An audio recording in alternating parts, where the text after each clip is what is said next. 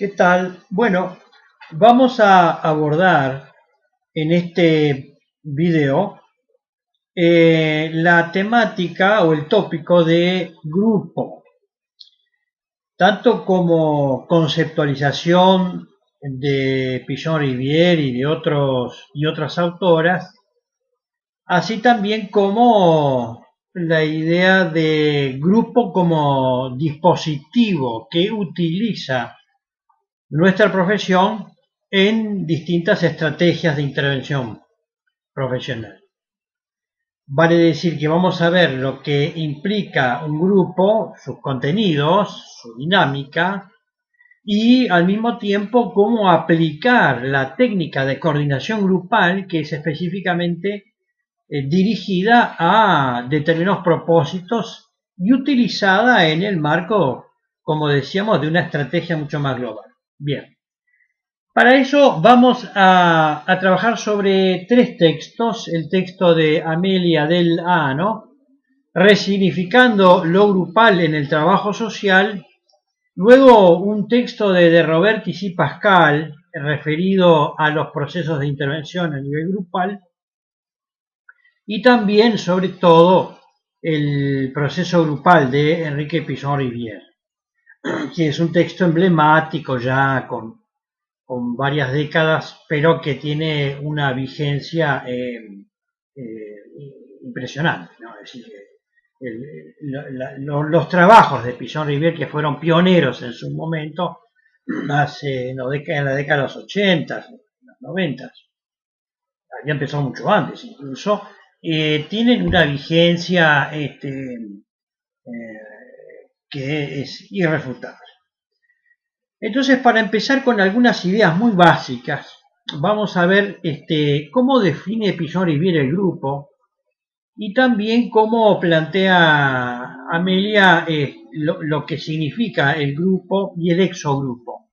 Entonces, en primer lugar, estamos hablando de que cuando hay un grupo hay relaciones interpersonales, relaciones de intercambio, de interacción, de intersubjetividad, como dice la autora, pero que se inscribe en el marco de una estructura social, ¿verdad? En un contexto determinado, y a partir del cual se reconoce como tal, y los otros lo reconocen como tal. Es decir, que el grupo no solamente se autorreconoce a sí mismo, como unidad como decía la autora, unidad de interacción subjetiva, intersubjetiva, sino que el exogrupo, es decir, lo que está fuera del grupo, reconoce a esta unidad en términos de grupo. ¿Se entiende? Es decir,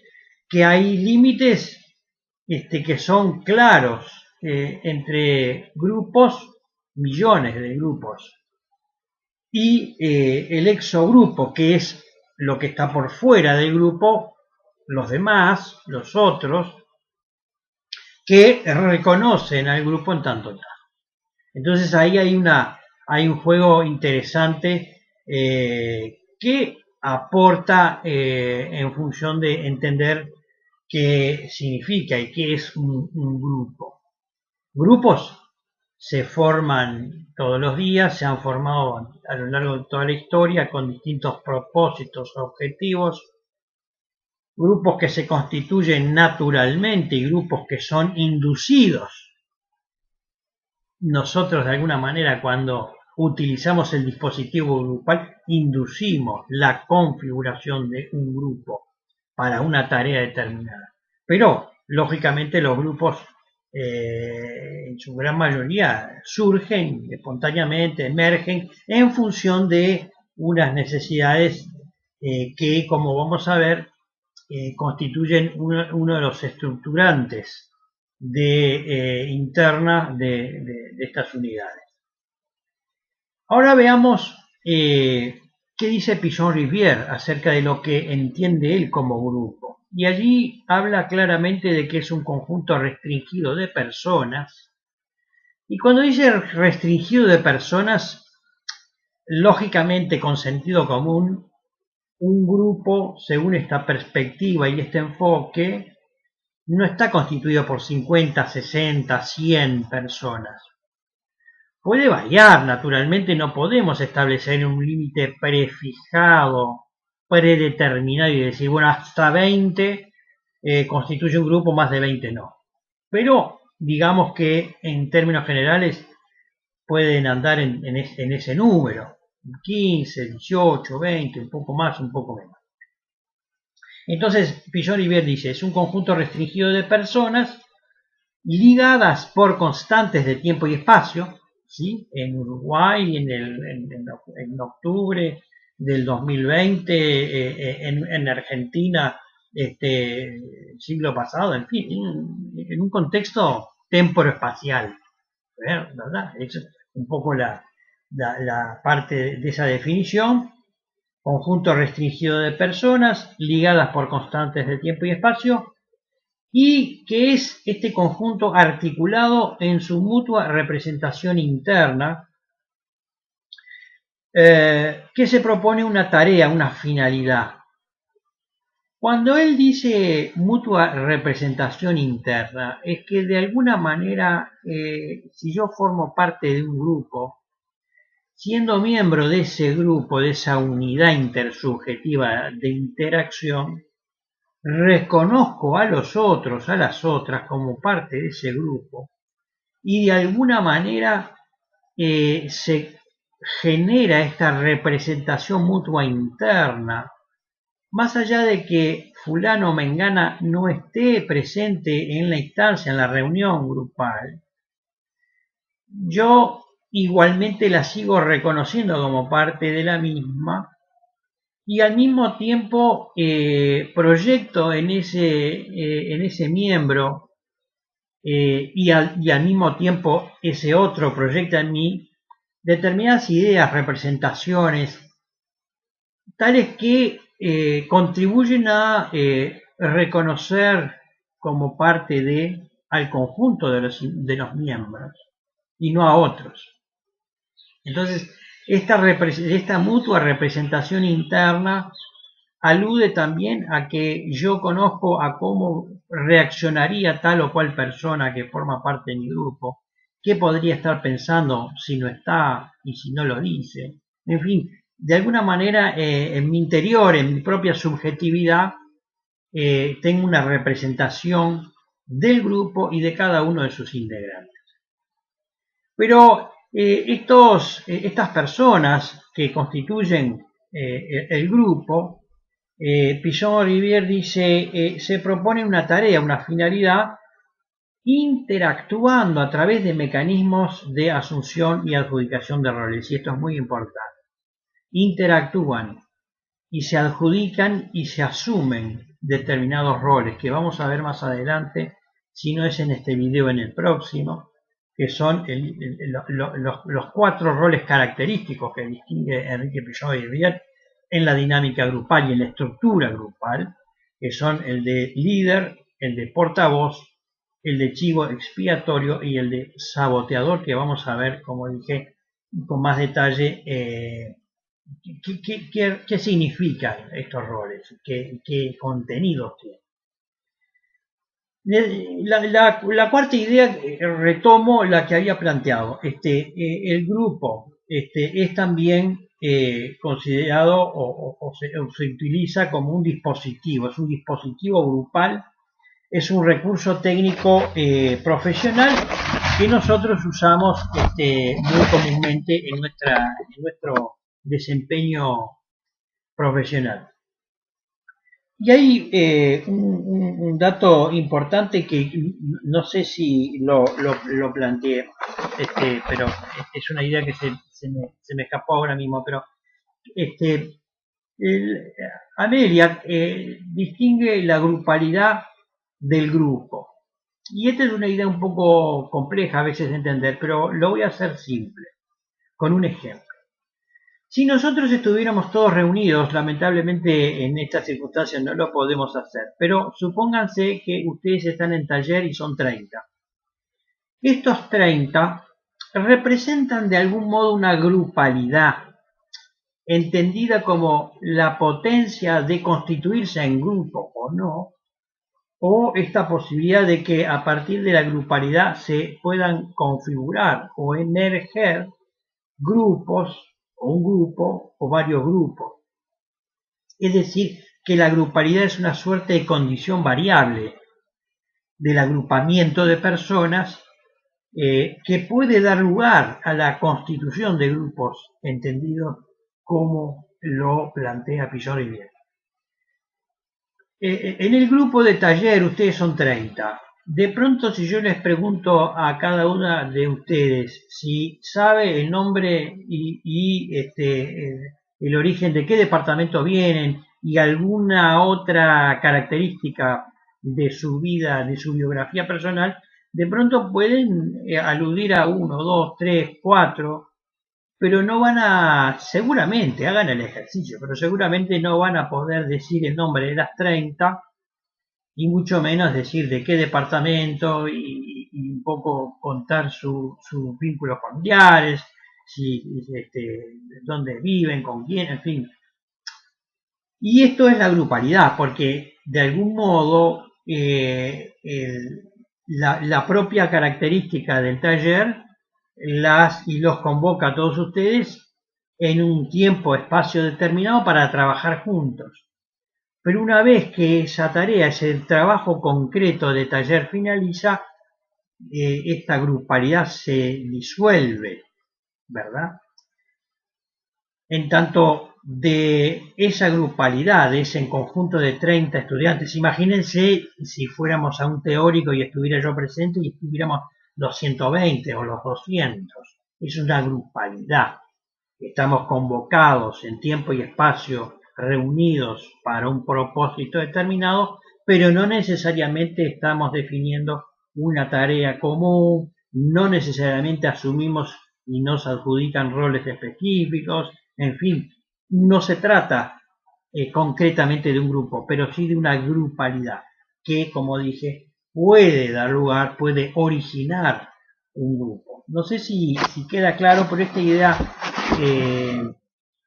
me parece que es importante porque alude precisamente a cómo pueden emerger, surgir grupos de manera natural y de manera espontánea, o no tan espontánea, pero por así de manera natural, y no en función de una construcción exógena, heterónoma, es decir, que el profesional, por ejemplo, constituye un grupo para o como forma de abordar una problemática determinada. Bien. Otra idea fundamental es esto de distinguir la dinámica grupal de la estructura grupal. Y la dinámica grupal refiere más que nada a los procesos de interacción permanentes, de ida y vuelta entre los distintos miembros de ese grupo, y la estructura que alude precisamente a la estructura de roles. Estructura que puede tomar rasgos particulares, una fisonomía particular, y unos roles que no necesariamente son fijos. Estos roles que plantea Pillon-Rivière pueden ser intercambiables, puede asumirse el liderazgo por un tiempo y cargar con el rol de chivo expiatorio en una etapa determinada del grupo, pero no significa que estén fijos e inmutables, que no se puedan intercalar, que los distintos integrantes del grupo no puedan asumir de alguna manera los distintos roles a lo largo de todo el proceso grupal. Bien, otra idea fundamental que alude Pillon-Rivière son, él dice, bueno, hay tres grandes principios organizadores internos, tres principios organizadores internos en los grupos. El primer gran principio es fundamental entenderlo y tiene que ver con la lógica, la secuencia lógica entre la necesidad, el objetivo y la tarea. Los grupos nacen por una necesidad o un conjunto de necesidades concretas. A partir de estas necesidades se proponen determinados objetivos y para lograr estos objetivos lo que hacen es precisamente definir una tarea, ¿verdad? Entonces, el primer principio organizador interno es esta tríada: necesidad, objetivo y tarea. El segundo principio organizador interno fundamental, como lo habíamos planteado al principio, es que hay una mutua representación interna. Es decir, que yo, aún no estando el miembro en el grupo presente, me lo puedo imaginar. Y de alguna manera, estando presente, yo sé de alguna manera a lo largo de la construcción identitaria, de cómo piensa, de qué siente o de cómo puede sentirse en determinado momento, y esta imagen del otro, esta subjetividad del otro la tengo introyectada, ¿no? Es una mutua representación interna, ¿verdad? Lo que obviamente contribuye fuertemente a desarrollar los lazos de identidad, a robustecer el propio grupo. Y el tercer principio organizador interno es muy importante, es lo que él dice es la pauta interna de relacionamiento entre roles. ¿Sí? Estos roles que nosotros rápidamente habíamos mencionado, de alguna forma se asumen a partir de una estructura determinada, es una estructura, él dice, es una pauta subyacente de relaciones estables en los procesos y entre los miembros, y esta estructura, esta pauta subyacente, esta estructura puede ser una estructura autoritaria, puede ser una estructura democrática o puede ser una estructura permisiva.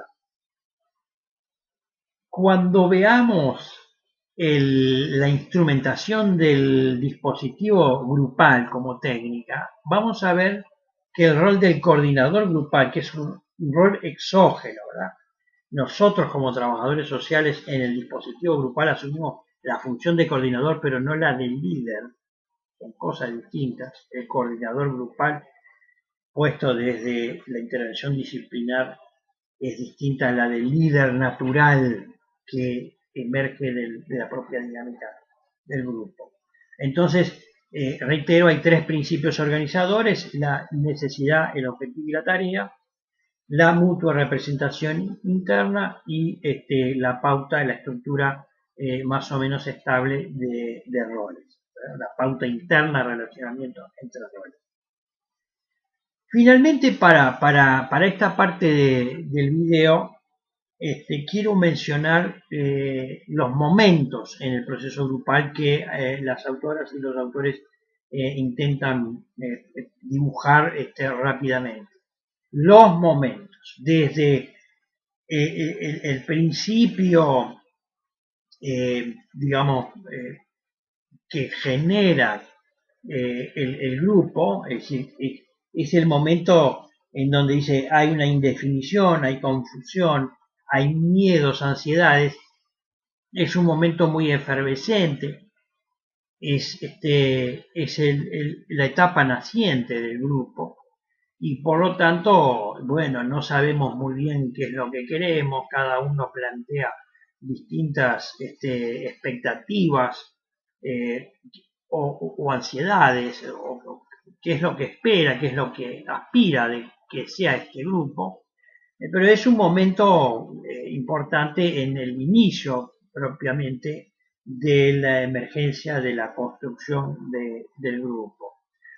Un segundo momento se identifica como el momento en donde se llegan a definir los objetivos y los roles, o se adjudican y se asumen roles, y al mismo tiempo se intenta establecer con más precisión el objetivo o los objetivos del grupo, y es donde se produce, según Pichon-Rivière, el momento de mayor conflictividad, lógicamente, porque allí hay una interacción fuerte y eventualmente hay intereses no siempre coincidentes, pueden ser incluso intereses divergentes, pero en algún momento tiene que llegarse a un común denominador, a un acuerdo básico que va definiendo el objetivo, el propósito y la finalidad del grupo. Entonces, este segundo momento, después de esta indefinición, va madurando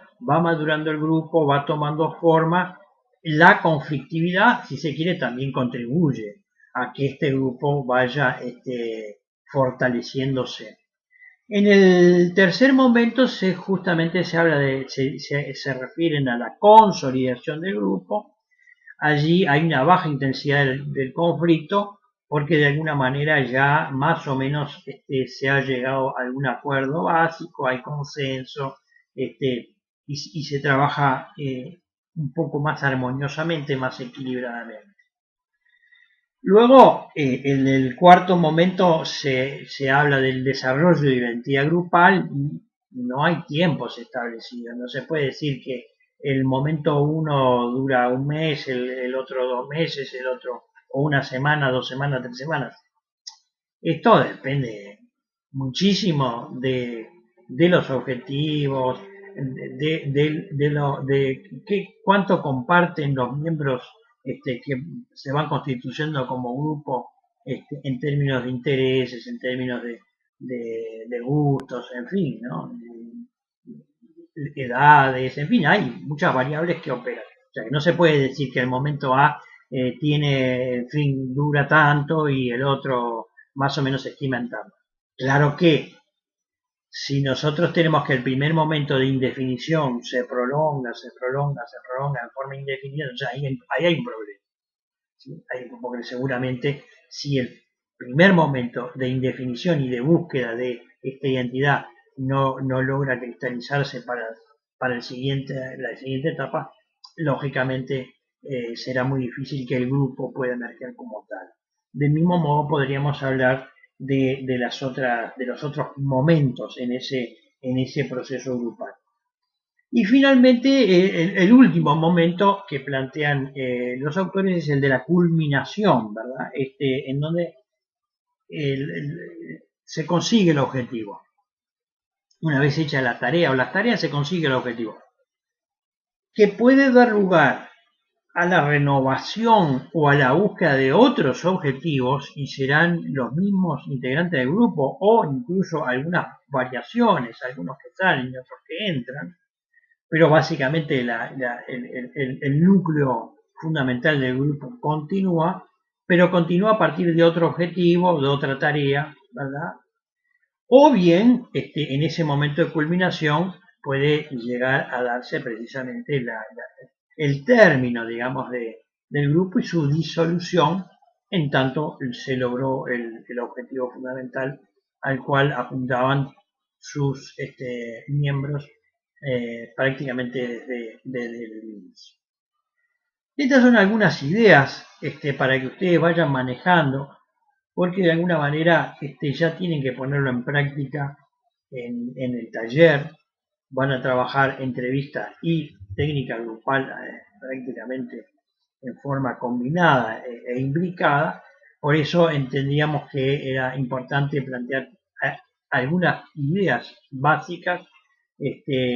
Reitero, los textos van a estar ya disponibles en la plataforma EVA. En la próxima entrega vamos a tratar de profundizar un poco más en el esquema, en el análisis que hace Pichon-Rivière, sobre todo de los roles a los que aludíamos hace un rato, el de líder, portavoz, saboteador y chivo expiatorio. Y también vamos a ver un poco más a fondo el dispositivo grupal, qué implica ser coordinador grupal, qué exigencias requiere, qué atención debe tenerse en función de poner en marcha estos dispositivos que son, reitero, una de las técnicas que utilizamos los profesionales en una intervención profesional. Como siempre, si hay dudas, lo plantean aquí mismo, como lo han hecho algunos estudiantes, o a través de los correos. En fin, ustedes ya saben cómo hacerlo. Les agradezco de nuevo la paciencia y nos vemos en la próxima entrega en muy poco.